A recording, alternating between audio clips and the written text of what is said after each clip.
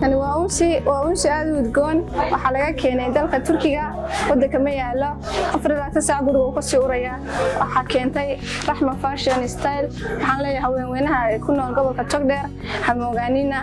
ku soo dhawaada meherada Rahma Fashion wax kasta casri ah oo ka helaysaan unsiyadii dharkii shadadihii kabihii dhamaan waxaan leenahay customer ka gamca furan ku soo dhawaada